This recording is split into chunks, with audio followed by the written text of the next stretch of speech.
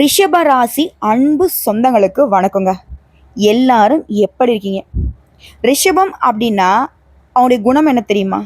தனித்துவமான சிந்தனைகளுக்கு சொந்தக்காரங்க. யாருக்கும் பயப்பட மாட்டாங்க. எதையுமே எதிர்த்து நிற்கக்கூடிய துணிச்சல் படைத்தவங்க. அது ராசி மண்டலத்தை கால புருஷனுடைய உருவமா நம்ம எடுத்துட்டோம்னாக்க மேஷ ராசி கபாலம் அப்படிங்கிற மாதிரி ரிஷப ராசி முகமாகும். சகல கலைகளுக்கும் அழகியலுக்கும் அதிபதியான சுக்கிரன் இவனுடைய ராசிக்கு அதிபதியா வருவதனால முக அழகுக்கு முக்கியத்துவம் கொடுப்பாங்க. நல்ல வசீகர தோற்றத்தை கொண்டவங்க. புத்தக வாசிப்புனா இவங்களுக்கு ரொம்ப பிடிக்கும். அதே போல இவங்க எதிர்த்து போராடுவதில் கடினமானவங்க. இவங்களை யாராவது எதிர்க்காங்க அப்படின்னா அவங்க தான் தோத்து போவாங்க. இவங்க எதிரிக்கு எப்பவுமே சவாலாக இருக்கக்கூடியவங்க. ஆனா இயல்பிலே பார்த்தோம்னா ரொம்ப சாதுவா தெரிவாங்க. அட எல்லாத்துக்கும் மேல ரிஷபம் அப்படிங்கிறவங்க உதாரண புருஷர்களாக திகழக்கூடியவங்க. என்னுடைய செயல்பாடுகள் மற்றவங்களுக்கு ஒரு சிறந்த வழிகாட்டுதலா இருக்கும். பொது காரியங்கள்ல இவங்க ஈடுபாடு அதிகமா வச்சிருப்பாங்க. அதே போல எந்த ஒரு பொது விஷயத்திலுமே 4 பேர் மாதிரி நானும் வந்தோம் போனெல்லாம் இருக்க மாட்டாங்க. எல்லா வேலையுமே முன்ன நின்று செய்யக்கூடியவங்க. இப்படி பொது விஷயங்களுக்கு இவ்வளோ முக்கியத்துவம் கொடுக்குறானா, வீட்டு விஷயத்துக்கு சொந்த பந்தங்களுடைய நல்லது கெட்டதுக்கெல்லாம் எப்படி இருப்பாங்க? எல்லாருக்கும் ஓடி ஓடி போய் செய்வாங்க. எல்லாருடைய அசிங்கத்துக்கும் அவமானத்துக்கும் தலை குனிஞ்சு நிற்பாங்க. தகுதியே இல்லாதவங்களாம் அவங்கள போட்டு பேசுவாங்க. ஆனா இவங்க அவன் வயசுக்கும் அவனுடைய உறவுக்கும் மரியாதை கொடுத்து மண்ணை பார்த்து தலை கவுந்து நிற்பீங்க. இல்லைன்னு மறுக்க முடியுமா? எல்லாருக்கும் நல்லது கெட்டதுன்னா ரிஷபராசிக்காரங்களை தான் கூப்பிடுவாங்க. ஆனா ரிஷபம் இவ்வளோ வேலையை இழுத்து போட்டு செஞ்சாலும் நல்லது கெட்டதை பார்த்தாலும் கடைசியில பெயர் என்ன தெரியுமா? அவெல்லாம் ஒரு ஆளு, அவெல்லாம் ஒரு ஆளு, இப்படி துச்சமா தூக்கி எறிஞ்சிருவாங்க. ஆனா அதுல எப்பவுமே பொருட்படுத்தாம ரிஷபம் தன்னுடைய கடமையை கண்ணும் கருத்துமா செய்து முடிப்பீங்க. சொல்லப்போனா தன்னுடைய உணர்வுகளையுமே மறந்து மற்றவங்களுடைய உணர்வுகளுக்கு மதிப்பு கொடுக்கறதுனாலேயே ரிஷபம் இது நாள் வரைக்கும் வாழ்க்கையில ஒரு படி கூட முன்னேறல. இது இல்லைன்னு ரிஷபராசிக்காரங்க மறுக்க முடியுமா? இப்படிப்பட்ட குணாதிசயங்களை கொண்ட உயர்வான சிந்தனைகளை கொண்ட ரிஷபத்திற்கு தலைப்பு பார்த்திருப்பீங்க. தனிமரமாக நிற்கும் ரிஷபம் மே 31ஆம் தேதிக்குள்ள முடிவுக்கு வரக்கூடிய உங்களுடைய முக்கியமான 8 பிரச்சனைகள். ரிஷப ராசிக்காரங்களே, எல்லாமே மாறப்போகுது. உங்க வாழ்க்கையில நிகழக்கூடிய அதிசயம் என்ன? அதிசயமா? கேட்கவே வித்தியாசமா இருக்குமா? நல்லா பார்த்து சொல்லு. ரிஷபத்துக்கு தான் நீ பலன் சொல்றியா? ஏன்னா எங்க வாழ்க்கையில அதிசயம்ங்கிறத நாங்கள் உயிரோட வாழ்றது மட்டும்தான். இது நாள் வரைக்கும் எதுவுமே துளி அளவு கூட நான் சந்தோஷமா இருந்ததில்லை. வெளிப்பார்வைக்கு அப்படியே சிரிப்புல அப்படியே மயக்குவீங்க. வசீகர தோற்றம், ஆஹா ஓஹோன்னு தான் இருக்கீங்க. உள்ளுக்குள்ள ரணரணமா இருக்கு மனசு. மறுக்க முடியுமா? உங்களை மாதிரி நானும் சிரிச்சுக்கிட்டு தான் பலன் சொல்ல முடியும். ஏன்னா ரிஷபம் அப்படிங்கிறவங்க தன்னுடைய வழிகளை மறைத்து புன்னகையால ஒரு மாஸ்கை போட்டு சுத்தக்கூடியவங்க. உங்களுக்கு 3 கிரகங்களுடைய பலத்தின் காரணமா, திரியோக பலன் காரணமா நல்லது ஒரு மாற்றம் காத்துட்டு இருக்கு. அது என்ன ஏதுங்கிறத இப்போ தெளிவாக பார்க்கலாமா? அதுக்கு முன்னாடி ரிஷப ராசி சுக்கிர பகவானை அதிபதியாக கொண்டவங்க. உடைய அதிபதி ஒருத்தருடைய ஜாதகத்தில் நல்லா இருந்துட்டா போதும். அவங்கெல்லாம் ஏகபோக வாழ்க்கையே வாழ்வாங்க, சுகபோக வாழ்க்கையே வாழ்வாங்க, நினைச்சதெல்லாம் நடக்கும். நல்லா அப்படியே ஒரு ரிச் அண்ட் ராயலா வாழ்வாங்க. என்னடா குறைன்னு சொல்லக்கூடிய அளவுக்கு. ஆனா இவரை அதிபதியை வச்சுட்டு நம்ம என்ன பண்ணிட்டு இருக்கோம்? பிச்சை எடுத்துட்டு இருக்கோம். ரிஷபம் அப்படிதான் குமுறுவீங்க, நான் மறுக்க மாட்டேன். ஆனா உங்க ஆள் ஒருத்தர் மட்டும் நினைச்சா அது நடக்குமா? மற்ற 8 கிரகங்கள் இருக்காங்க இல்லையா, அவங்களும் உங்களுக்கு சாதகமா இருக்கணும்ல. ஸோ அந்த வகையில இப்போ 3 கிரகம் உங்களுக்கு தலை சாய்க்குது, உங்களுக்கு ஆதரவா நிக்குது. இதன் காரணமா உங்களுடைய பெரும் பிரச்சனைகள்லாம் முடிவுக்கு வரப்போகுது. சந்தோஷம் அப்படிங்கிறது அப்படி துளிர் விட போகுது. அது மரமாவே மாறப்போகுது. பயம் வேணாம். அப்படி என்னமா 3 கிரகம் எங்களுக்கு பார்த்தீங்கன்னா பலம் சேர்க்க போகுது? கொஞ்சம் தெளிவா சொல்லிட்டா போச்சு. ஆனா அதுக்கு முன்னாடி ரிஷபராசி அப்படின்னாவே உங்களுடைய அதிர்ஷ்ட தெய்வம் யாருன்னா மகாலட்சுமி தாயார். அதுக்கு அப்படியே ஈடு இணையில்லாத ஒரு எல்லா விதங்கள்லையுமே உங்களுக்கு வழிகாட்டக்கூடிய அதிர்ஷ்ட தெய்வம் சிவபெருமான். ஸோ இவரை வழிபாடு செய்யாம ரிஷபத்திற்கு பலன்களை சொல்லவும் முடியாது, முடிக்கவும் முடியாது. அந்த வகையில ஓம் நமக் சிவாய. பிறக்க வைப்பதும் அவனே, சிறக்க வைப்பதும் அவனே, துறக்க வைப்பதும் அவனே, பிறப்பு அறுப்பதும் அவனே, மறத்தல் ஆகாது மனமே, மறையோனை நினை தினமே. அதாவது இந்த சிவபெருமானை நீங்க அனுதினமும் நினைச்சிட்டீங்கன்னா போதும், மனசுக்கு அமைதி கிடைக்கும், தெளிவான சிந்தனை இருந்துட்டா போதும், செயல்பாடுகள் சிறப்பா இருக்கும். செயல்பாடுகள் சிறப்பா இருந்துட்டா போதும், நம்ம நினைத்த காரியங்கள் கை கொடுக்கும், நம்ம நினைச்ச காரியங்கள் கை கூட்டிட்டா போதும், சந்தோஷம் நிலைக்கும் இல்லையா? சோ எல்லாத்துக்கும் ஆதி முதல் அந்த வரைக்கும் ரிஷபராசிக்கு சிவனே துணை. ரிஷபம் ஒவ்வொரு திங்கட்கிழமையும் தவறாம சிவபெருமானுடைய ஆலயத்தை போயிட்டு 9 முறை வளம் வரணும். ஒவ்வொரு திங்கட்கிழமையும் தவறாம இதை பண்ணிப்பாரு. புண்ணியம் வேண்டேன், புகழெதும் வேண்டேன், பின்னிடும் மாய பெருமையும் வேண்டேன், உன்னிலே ஒடுங்கும் ஒன்றுதான் வேண்டும், எண்ணிலா அடியார் இன்னலை களைந்தே. சோ சிவனுடைய துணையாளர் ரிஷபம் என்னன்னைக்குமே மற்றவங்களுக்கு சிம்ம சொப்பனமா தான் இருப்பீங்க, கவலை வேண்டாம். இப்போ உங்க வாழ்க்கையில கவலை இருக்கா, கஷ்டம் இருக்கா, எதிரிகள் இருக்காங்களா, தொல்லைகள் இருக்கா, பண கஷ்டம் இருக்கா, பொருளாதார நிலையில வீழ்ச்சி இருக்கா, எதை தொட்டாலே நஷ்டமாகுதா? டெம்பரவரியான ஒரு கஷ்டங்க. நிரந்தரமா நிறைய சந்தோஷங்கள் உங்களை தேடி வரப்போகுது. அந்த வகையில தான் இந்த 3 கிரகங்கள் உங்களுக்கு பலன் கொடுக்க வந்திருக்காங்க, பலம் சேர்க்க வந்திருக்காங்க. அதாவது ஜோதிட சாஸ்திரப்படி நவகிரகங்கள் ஒவ்வொன்றும் ஒரு குறிப்பிட்ட கால இடைவெளியில ராசியை மாற்றும். அது ஒரு சில நேரங்களில் சக்தி வாய்ந்த யோகங்களை உருவாக்கும். அந்த யோகம் அப்படிங்கிறது எல்லா ராசியோடைய வாழ்க்கையிலுமே ஒரு மாற்றத்தை, தாக்கத்தை ஏற்படுத்தும். ஸோ இப்படி 50 ஆண்டுகளுக்கு பிறகு ஜூன் மாதத்துல சக்தி வாய்ந்த யோகம் உருவாக போகுது. இந்த யோகம் அந்த 3 கிரகங்கள் சொன்ன இல்லையா, அதுல முதல்ல இருக்கக்கூடியவர் யார் தெரியுமா? நவகிரகங்களுடைய இளவரசன்னு சொல்லக்கூடிய புதன் பகவான். இவர் நமக்கு சாதகமா இருந்தா புத்திசாலித்தனம், பேச்சு, படிப்பு, வியாபாரம் சகல விதங்களிலுமே உயர்வு ஏற்படும். அதே போல நவகிரகனுடைய தலைவன்னு சொல்லக்கூடிய ராஜான்னு சொல்லக்கூடிய சூரிய பகவான், அடுத்த தேவர்களின் குருவான குரு பகவான், இவங்க 3 பேருடைய சேர்க்கைங்கிறது புதன் பகவானுடைய இடமான மிதுன ராசியில நிகழ்வதனால சக்தி வாய்ந்த திரிகிரக யோகம் உருவாகுது. இந்த மிதுன ராசியில இந்த 3 கிரகனுடைய சேர்க்கைங்கிறது 50 வருடங்களுக்கு முன்னாடி நிகழ்ந்ததுங்க. ஸோ இப்போ அந்த 50 வருடம் கழித்து இப்போ நிகழ்ந்திருக்கு.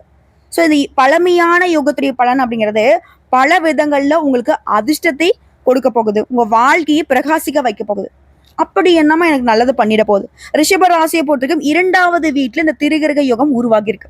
இதனால இந்த ராசிக்காரங்களுக்கு திடீர் நிதி நன்மைகள் கிடைக்கும்.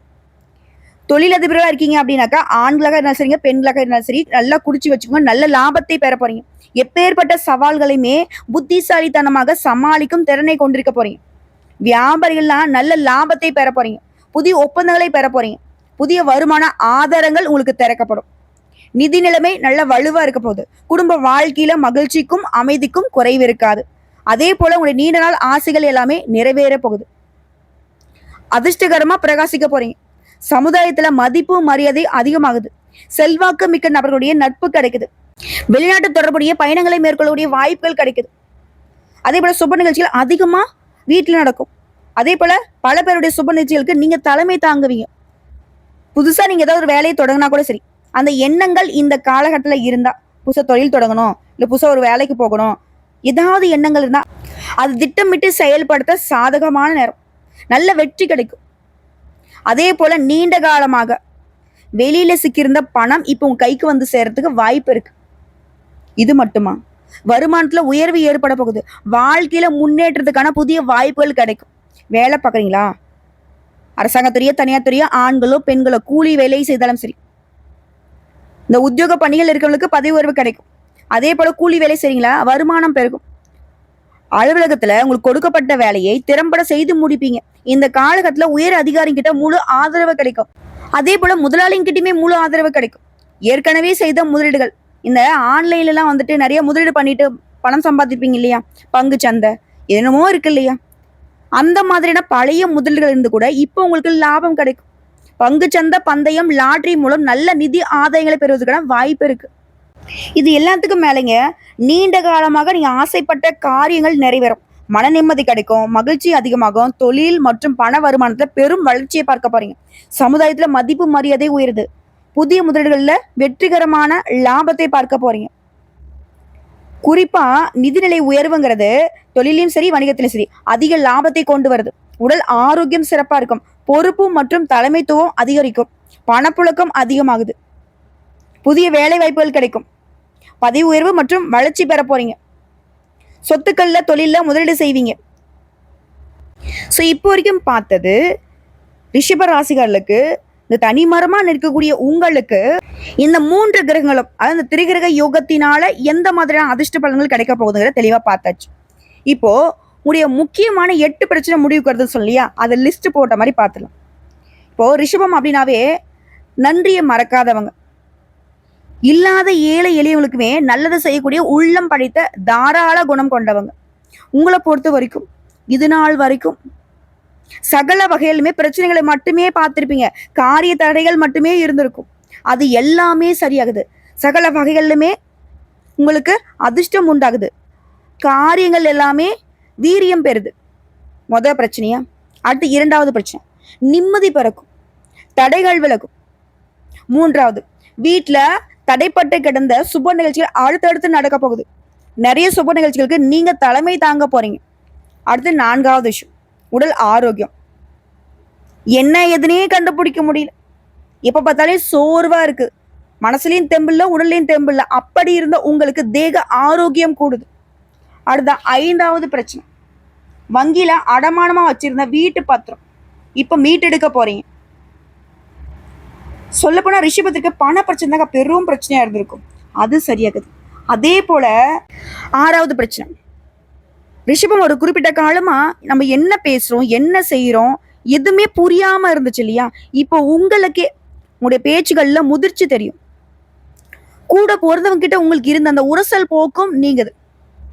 அடுத்த 7வது, வீட்டில் உங்களுக்கு யாருமே ஒரு பொருட்டாவே மதிச்சிருக்க மாட்டாங்க, இப்போ உங்களுடைய ஆலோசனையை மட்டுமே ஏத்துப்பு நடந்துப்பாங்க. ஏதாவது ஒரு விஷயம் செய்யணும்னா கூட உங்ககிட்ட கேட்காம சின்ன விஷயம் கூட வீட்டில் நடக்காது. அதே போல 8வது பெரும் பிரச்சனை, ஏதாவது ஒன்று பண்ணி அப்படி கொஞ்சம் நகர்ந்து போகலாம் வாழ்க்கையில நினைச்சா, முயற்சிகள்ல ஜான் ஏறுனா முளம் சரியிறது, இந்த கதை தான். இனி இந்த அவல நிலைகள்ல மாற்றம் வருது, வீட்லயும் சரி வெளியிலயும் சரி உங்க பேச்சுக்கு மதிப்பு மரியாதை கூடுது, பணப்புழக்கம் நல்லா இருக்கும், குடும்பத்துல மகிழ்ச்சி பிறக்கும், வியாபாரம் உத்தியோகத்துல நல்ல முன்னேற்றத்தையும் எதிர்பார்க்கலாம், உறவுக்காரங்களா தேடி வருவாங்க, சமுதாயத்துல அந்தஸ்து கூடுது, புதிய பொறுப்புகள் உங்களுக்கு வந்து சேரப்போகுது. இது மட்டுமா, உங்களை எதிர்த்து நின்றவங்கலாம் விலகி செல்வாங்க, ஆளுமை திறன் அதிகமாகுது, கடன் பிரச்சனைகள் கட்டுக்குள்ள வருது, மருத்துவ செலவுகள் குறையுது, நீங்க எதிர்பார்த்த பணம் கிடைக்கும், திட்டமிட்டபடி அயல்நாட்டு பயணங்கள் கூடி வரும், விசா கிடைக்கும். அதாவது வாழ்க்கையில என்ன செஞ்சாலும் சரி ஒரு முட்டுக்கட்டை, என்ன செஞ்சாலே ஒரு தடை, இப்படி இருந்த ரிஷபத்திற்கு தொட்டதெல்லாம் பொண்ணா மாற போகுது. பிரபலங்களுடைய நட்பு கிடைக்கும், கௌரவ பதவிகள் தேடி வரும், அரசியல்வாதிகளுக்கு பதவிகள் தேடி வரப்போகுது, தொழிலையும் சரி வணிகத்திலையும் சரி அபரிமிதமான வளர்ச்சி வரப்போகுது. என்னடா இது அப்படின்ற அளவுக்கு. அது குடும்ப வாழ்க்கையில ரொம்ப சிறப்பா இருக்கும், கணவன் மனைவிக்கிட்டே நெருக்கம் அதிகமாக, சொத்து வாங்குவீங்க, வெளிநாட்டு நிறுவனத்துல வேலை கிடைக்கும், வேற மொழி பேசுறவங்க வேற மதம் சார்ந்தவங்க எல்லாம் உங்களுக்கு உதவி செய்வாங்க, புதுசா வண்டி வாகனம் வாங்கக்கூடிய யோகம் இருக்கு, உத்தியோகத்துல பணி சுமை இருக்கும், சிலருக்கு இடமாற்றம் இருக்கும், இருந்தாலும் எல்லாமே உங்களுக்கு யோகம் தான். ஆனா கேட்கவே நல்லா இருக்குமா, எல்லாமே ஓகேவா, நாங்க எதுலயும் கவனமா இருக்கணுன்ற அவசியம் இல்லையா? எக்காரணத்தை கொண்டும் ரிஷப ராசி இது உங்களுடைய ஆயுசுக்கும் எழுதி வச்சுக்கோங்க. தினம் தினம் உங்க பாக்கெட்ல வைப்பீங்களோ இல்லை எழுதி மூஞ்சி மாடி ஒட்டி வச்சுப்பீங்களா தெரியாது. ஜாமீன் கையெழுத்து போடுறது, அடுத்து நான் வாழ வைக்கணும்னு நினைக்கிறது, இதை வந்து என்னன்னைக்கும் செய்யக்கூடாது. ஆல்ரெடி பண்ணி தான் இன்னைக்கு அடி பாதளத்துல உக்காந்துருக்கீங்க, மாத்திக்கோங்க, மறந்துருங்க. மற்றபடி மூத்த சகோதரர்கள் உதவி செய்வாங்க, யாருக்கிட்டுமே பணம் கொடுத்து ஏமாற வேணாம். கூட பிறந்தவங்க இளைய சகோதர சகோதரிகளுடைய திருமணம் கைகூடி வரும், எதிரிகள்லாம் அடங்கி போவாங்க, பயணங்கள் அதிகமாக போயிட்டு வருவீங்க, புதுசாக வண்டி வாகனம் வாங்குவீங்க, சொத்து விவகாரங்கள்லாம் சுமூகமாக முடியும். அது வியாபாரம் பார்க்குறீங்கன்னா வியாபார ஸ்தலத்தை ஒரு ரசனைக்கு ஏற்ற மாதிரி மாற்றி அமைச்சிப்பீங்க, வாடிக்கையாளர்கள் விரும்பி வருவாங்க, கெமிக்கல் கமிஷன் ஹோட்டல் ஃபைனான்ஸ் இந்த மாதிரியான குறிப்பிட்ட தொழில்களில் லாபம் பல மடங்கு கிடைக்கும். பட் வியாபாரத்தை பொறுத்தவரைக்கும் நல்ல வளர்ச்சி இருக்கும். கூட்டுத்தொழிலில் விலகி போன பங்குதாரர்கள் இப்போ தேடி வருவாங்க. அடுத்த உத்தியோக பணிகளை பொறுத்திருக்கும், உங்களை எப்ப பார்த்தாலும் ஏதாவது சொல்லிக்கிட்டே இருந்த, உங்களுடைய நிறைகள் தெரியாம குறைய மட்டுமே சொல்லிக்கிட்டு இருந்த மேலதிகாரி இனி உங்ககிட்ட இணக்கமாவாங்க, அவருடைய ஆதரவு கிடைக்கும். அதே போல பதவி உயர்வு அது சம்பந்தப்பட்ட வழக்கல்ல உங்க பக்கம் வெற்றி கிடைக்கும், சில வாய்ப்புகள் தேடி வரும். இதுவே கன்னித்துறை இருக்கவங்களுக்கு நீங்க இழந்த சலுகைகளை மீண்டும் பெறுவீங்க, கலைத்துறையில இருக்கவங்களுக்கு புதிய வாய்ப்புகள் தேடி வரும்.